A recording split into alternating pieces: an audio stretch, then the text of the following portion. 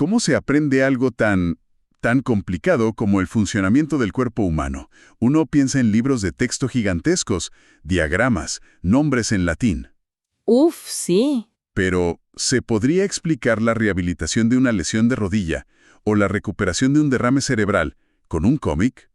Parece una locura, ¿no? Totalmente.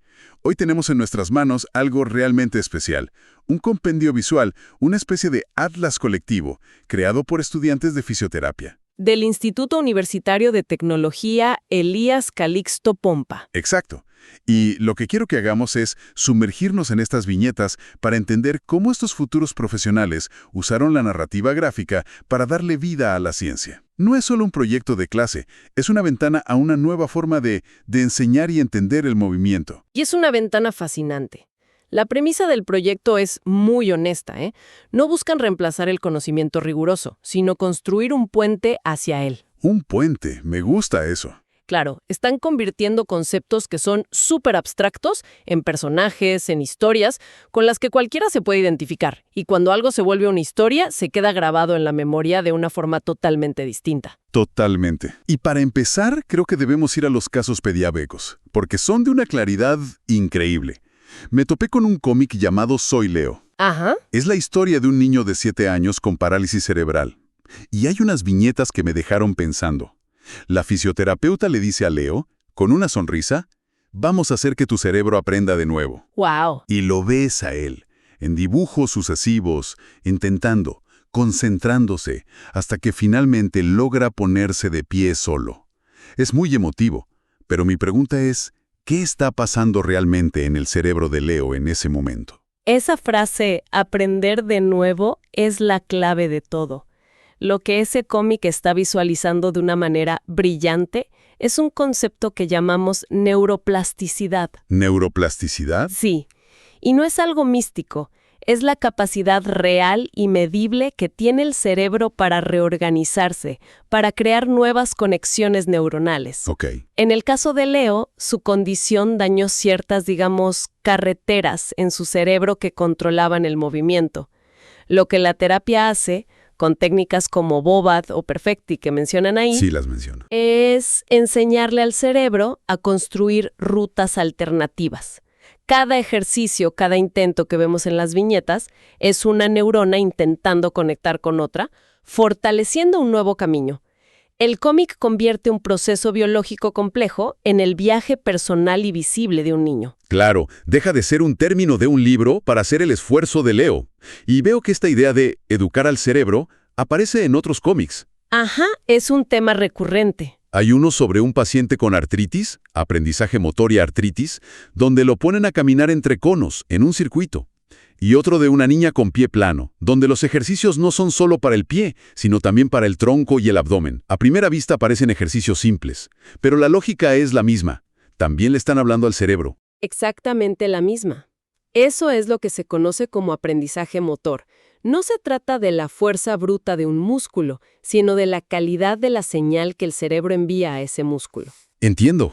Al poner al paciente con artritis en un circuito variado, lo obligas a ajustar su equilibrio, a calcular distancias, o sea, estás entrenando su sistema nervioso central para que sea más adaptable. ¿Y con la niña de pie plano? Pues igual. Al fortalecer el tronco, le estás dando a su cerebro una base más estable desde la cual controlar las piernas y los pies. En esencia, la fisioterapia es en gran parte un proceso educativo para el cuerpo y la mente. Un proceso educativo. Me gusta esa forma de verlo. Y creo que el ejemplo más alucinante de esto es un cómic llamado Fisioneurología. Ah, ¿el del paciente con ACV? Sí, un señor de 68 años que se recupera de un ACV isquémico. Y hay una viñeta que es casi un truco de magia. Le ponen un espejo frente a su cuerpo, de tal forma que el reflejo de su brazo sano tapa su brazo afectado. La terapia de espejo. La terapeuta le pide que mueva la mano sana mientras mira el espejo. Y el paciente con cara de asombro dice, parece que mi brazo derecho se mueve. Eso me anima. ¿Cómo funciona esto? De verdad parece brujería. Fíjate que es una de las técnicas más elegantes e inteligentes en neurorehabilitación.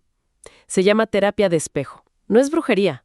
Es un engaño muy sofisticado para el cerebro. Un engaño. Sí. Al ver el movimiento en el espejo, el cerebro activa las neuronas espejo y las áreas motoras que corresponden al brazo afectado, como si realmente se estuviera moviendo. Estás reactivando circuitos neuronales que quedaron dormidos o dañados por el ACV. Increíble. Ese momento, emocional es tan importante como la activación neuronal. Le devuelve la sensación de que la recuperación es posible. Entiendo. O sea, la recuperación del cerebro es una cosa, pero ¿qué pasa con algo más físico, más inmediato, como una lesión deportiva? Me imagino que el enfoque es diferente. Si te duele la rodilla, tratas la rodilla, ¿no?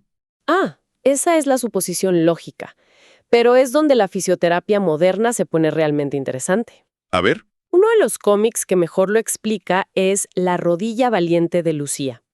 Ella es una atleta de salto con tendinopatía rotuliana, el clásico dolor en la parte delantera de la rodilla. Sí, lo leí.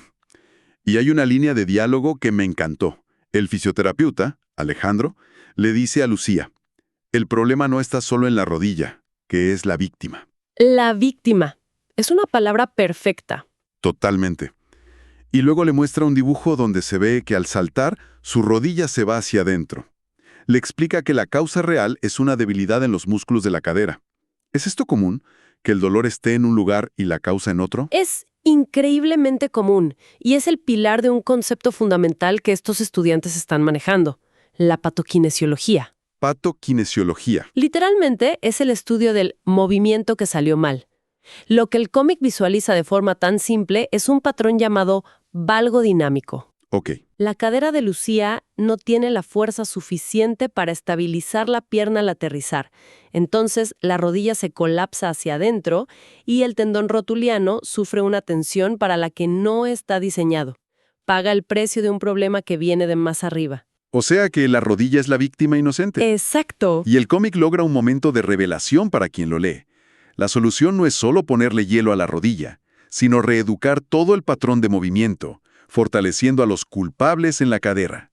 Cambia toda la perspectiva. No es arreglar una pieza rota, es ajustar todo el sistema. Y hablando de sistemas, otro cómic, Tendinopatía en baloncesto, presenta una rehabilitación que parece un plan de ingeniería.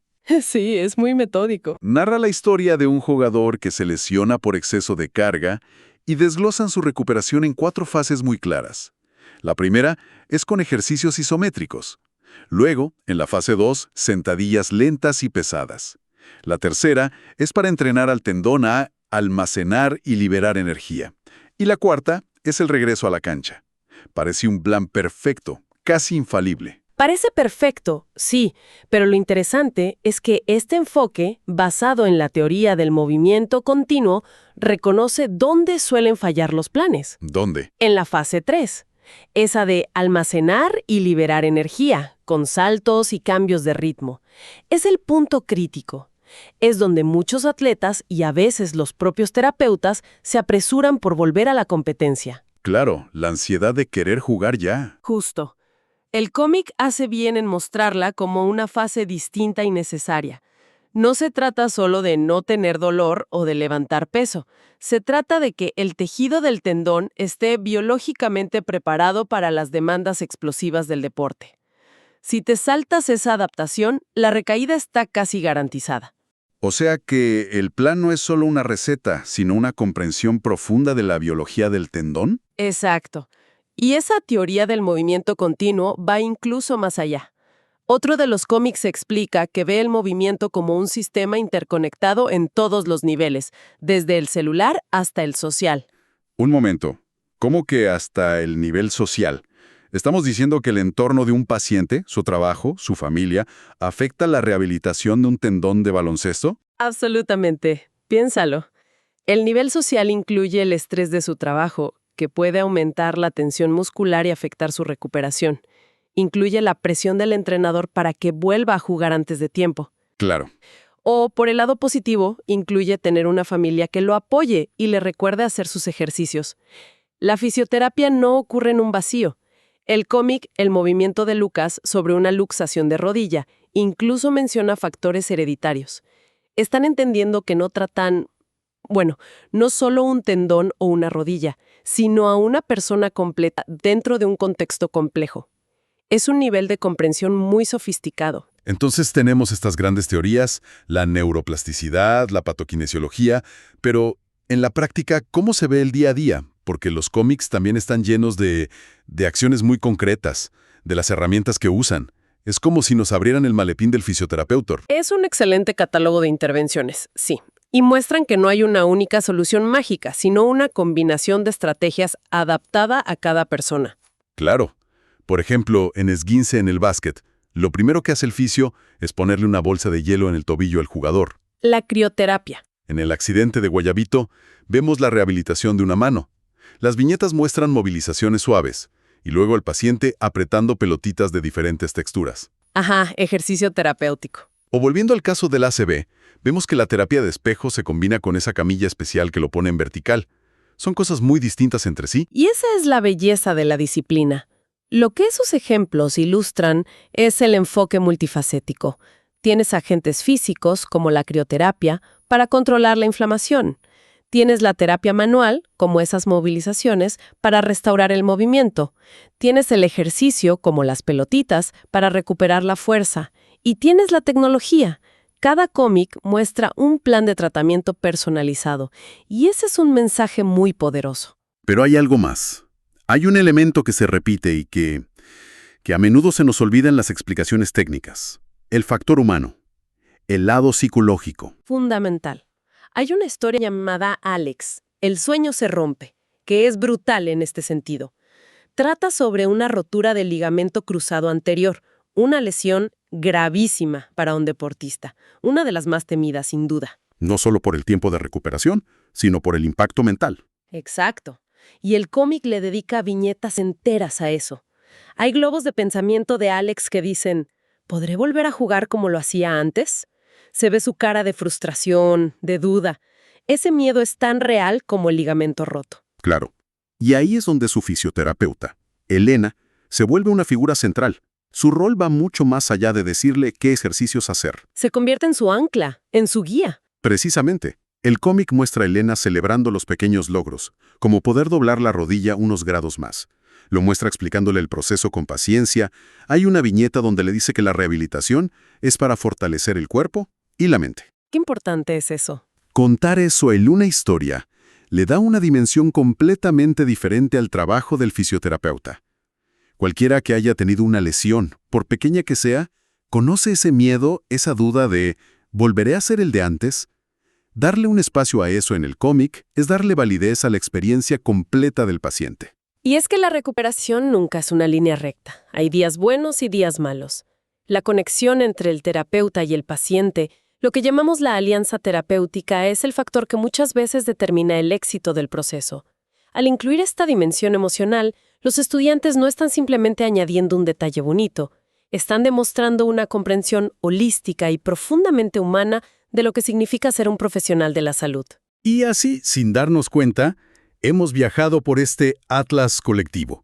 Hemos visto cómo conceptos que suenan densísimos, como neuroplasticidad o patokinesiología, se convierten en las historias de Leo, de Lucía, de Alex. Historias de esfuerzo, de ciencia aplicada y de recuperación contadas viñeta a viñeta. Exacto. Creo que vale la pena detenerse un segundo en el proyecto en sí. Este compendio es más que un trabajo de clase. Es la prueba de un método de aprendizaje potentísimo. ¿En qué sentido? Hay una idea famosa que dice que para entender algo de verdad, tienes que ser capaz de explicárselo a otra persona. Bueno, estos estudiantes fueron un paso más allá. No solo lo explicaron, sino que deconstruyeron la teoría y la volvieron a construir en un lenguaje visual propio y accesible. Para poder dibujar la causa de la lesión de Lucía, primero tuvieron que entenderla a un nivel muy profundo. Claro, transformaron la comprensión en un acto de creación. Exactamente. Y eso me lleva a un último punto que mencionan en la presentación del proyecto y que me dejó pensando. A ver. Comentan que usaron inteligencia artificial como un catalizador creativo y un espejo intelectual. Ah, sí. No profundizan mucho en cómo, pero lo mencionan. Y eso abre una puerta fascinante. Totalmente. Y nos deja con una idea para reflexionar. A medida que estas herramientas para generar imágenes, textos, ideas, se vuelven cada vez más comunes y accesibles, cómo va a cambiar no solo la forma en que contamos historias, sino la manera en que aprendemos y enseñamos las ciencias más complejas. Es una pregunta increíble.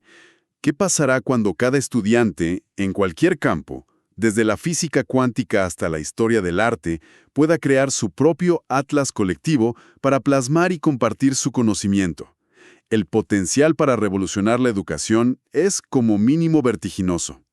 Es algo en lo que vale la pena seguir pensando.